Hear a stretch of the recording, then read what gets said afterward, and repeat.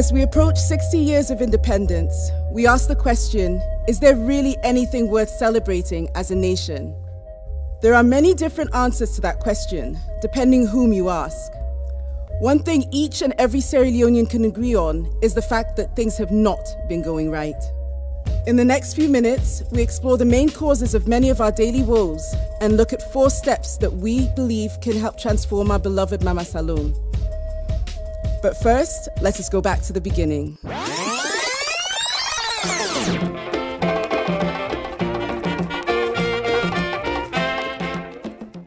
On April 27, 1961, the British flag was pulled down and replaced by the green, white, and blue. Our Sierra Leone was born. Our parents and grandparents celebrated and hoped for the good things to come. A violent flashback of a troubled past. Someone has been arrested here. Someone has been arrested. She's been drugged. She's been drugged. This one has been arrested. Plagued by tragedies, from a civil war, an Ebola epidemic, and a devastating mudslide, it is the average citizen that always suffers the most. Through party politics, citizens are made to believe that they are each other's enemy, when this is not true. This is the noise. From our work and interactions with fellow Sierra Leoneans on a daily basis, we see 4 things that are holding the country and people back. First, we Sierra Leoneans see politicians as kings who rule over us, instead of as people who should serve citizens. Because of this, we see that many public officials have no commitment to the people they are paid to serve. Instead, they are loyal to their parties. In the same way, even when they fail to perform, they can maintain their positions if the party is happy with them. Service is not linked to performance, but to loyalty to political leaders or parties. The tribalism and the illiteracy combined. The tribalism, they make the leadership, even when they do nonsense, people, they still dance for them because it come on at that particular place there. We have to develop the maturity for take criticism. You know, in our culture, even at us, people, if I let you, us, we self begin to you say, that way we behave to me so yesterday, I know like, na na front. You know, in our culture at all. So, now they make they build God out of we leaders them because we not use for able for constructively say, Pa, you do this fine, no, but yeah, so I think say you need adjustment. Very powerful. Even now, with things so bad in the country, some people now want to let you criticize genuinely. As you criticize them, you say they criticize this person because he come on at that group. You know, between 2016 to 2018, political parties then build more political party offices than for build schools and colleges and hospitals in this country. People, you know, they get drugs at hospital on a daily basis. People then not get enough classrooms. With people, you know, they get electricity. With people, you know, they get good roads. So waiting with all able for. That is one very, very sad thing for Salome. Sometimes I can sit down, I tell myself, say, Papa God, you make her not sick in this country. Because if something meets you, you don't even know who side for go, where you go get quality treatment. I want us to each reflect deeply and ask ourselves as individuals and collectively as a nation what we have done to make our country a land worth living in.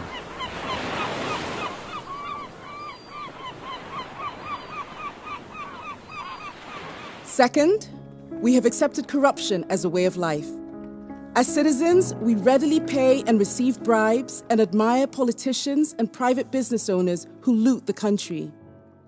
There has been little effort to put systems in place to prevent corruption, and so billions of leones are lost every year to politicians, corrupt business persons, and even NGOs. People usually look at corruption from the point of view that the country loses money and goes into private pockets. Why is that important? The real problem with corruption is the reputational cost it causes to a country. The corruption, not to the money no more. The worst corruption are the institutional decay.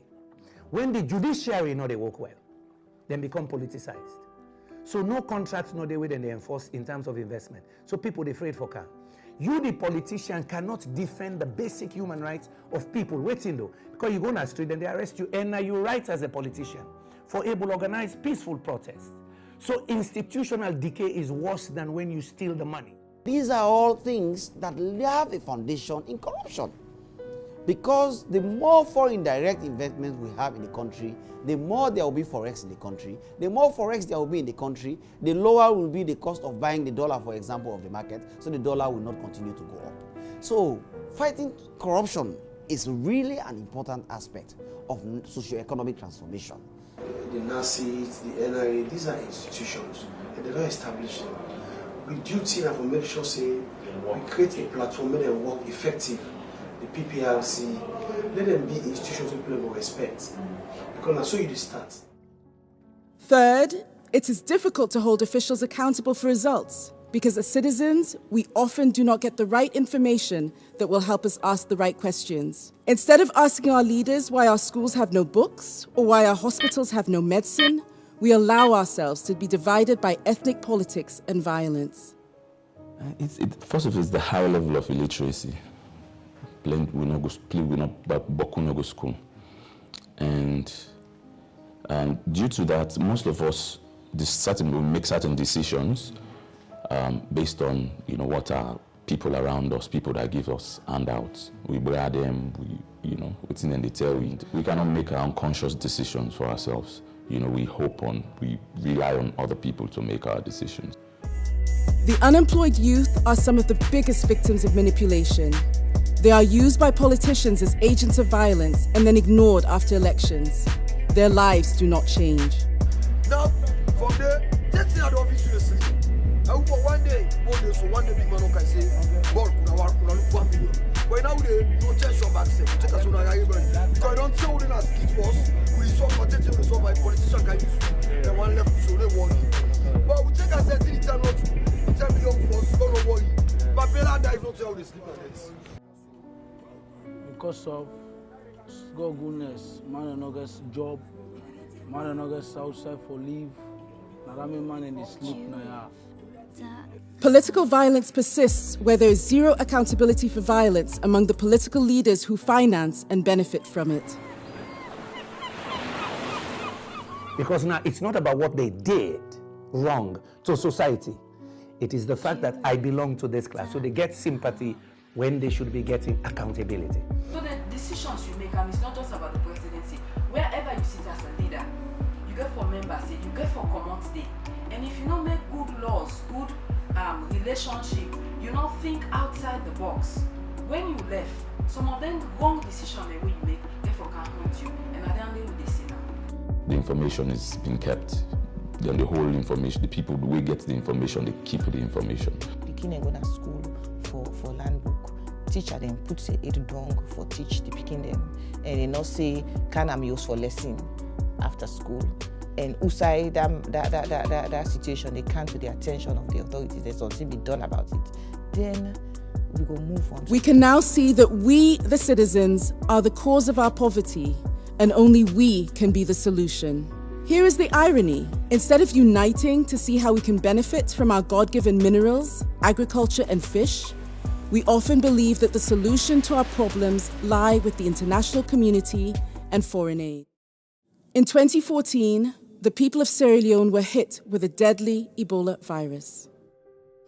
It gave Sierra Leone a great opportunity to rebuild its health system. But corruption and greed meant that once again, resources meant for many found their way into the pockets of a few. One of the biggest causes of poor healthcare condition is the absence of ambulances. This is more severe for rural communities with poor infrastructure. Hundreds of ambulances were donated to the people of Sierra Leone through government. The same government also bought many more. Sierra Leoneans were to use the ambulances for the operation of a national ambulance service. However, just a little over a year after the Ebola outbreak, another disaster, the mudslide, struck the country. About 1,000 people died on a day when our people needed ambulances. Many ambulances were either hoarded in warehouses, left in car parks, or cannibalized and sold. All this talk about tribalism and regionalism is just a distraction. It is meant to keep our country's wealth in the hands of a few people. When we allow politicians to collude with foreign businesses to evade taxes, we all get to taste poverty. It doesn't matter whether our president is Mende or Timni. We are all in the same boat, on the same journey. We either paddle together or sink together. The good news is our democracy is maturing. We have a more technology-driven environment, and there are clear signs the governance is changing. The recently published Biometer is a great example of growth and maturity in the civil society space. For the first time, a sitting government is being rated by the public against their manifesto and election campaign promises. So progress has been made. We are not yet where we want to be, but progress has been made. I clap for 1,000 President Biodondu, and I have to be able to get the ability to be able to say, in a respectable way, I think we need to fix this. As citizens, friends, and well-wishers of Sierra Leone, we are all tasked with playing our part in engaging on the real issues like education, health, governance, and social harmony. When we see hospitals without medicine or our schools without books, we must stand up and speak the truth, regardless of our tribe or political affiliation. Experts suggest 4 actions we can take as Sierra Leoneans to refocus our energy on the things that matter for us. First, leaders need to unify our country and its people. Maturity, again, not by age. Now, the person where they get the courage for move first, in spite of the fact that maybe you say, I suppose to get a higher ground. But in spite of my higher ground, I move, go meet you and call and say, for the peace of this nation. Second, leaders need to create a system where institutions and citizens deliver results. And if they do not, there are consequences. So you have to make things public. We are in public sector. Also, we personal, anything. Then people will start asking questions. And people will never understand. See, inside public sector, everything that happens, everything is done using all of our monies. Now we want 9 editing for you do everything really happen. Third, we need to end impunity. Anyone who has access to or controls state resources and steals from the state must face consequences, irrespective of tribe, region, or party. We can always blame government. We know they watch within we self they do. If corruption they happen, we all see that we set mot. Organizations like the Sierra Leone Bar Association, Sierra Leone Teachers Union, the Big Labour Congress, small organization, youth organization, women's and then girl picking the organization, all man see down all set mot.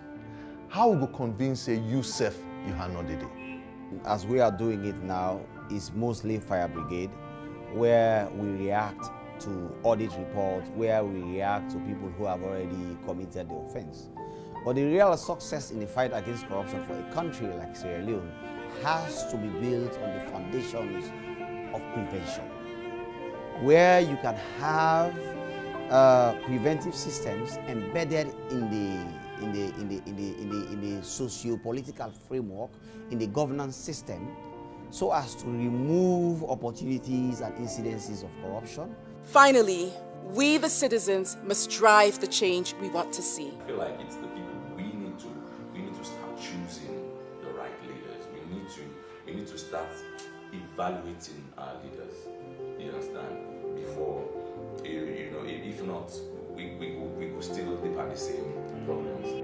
Government just announced now over $1 billion 9 lost inside 4 sectors, just 4 sectors in 3 years. I think say Salome people are all, if one for go beyond the noise, we'll get for make sure say another 3 years, in another 3 years, another $1 billion. So we all get a role for play. In the end, the solutions to ending our poverty can only come from us. We the citizens own our destiny and our fate. The international community at best can only be partners. Real and lasting change can only come if we go beyond the noise, refuse to allow politicians to divide us, and hold them accountable to their promises. When we focus on what really matters, the health and prosperity of all, we will see change.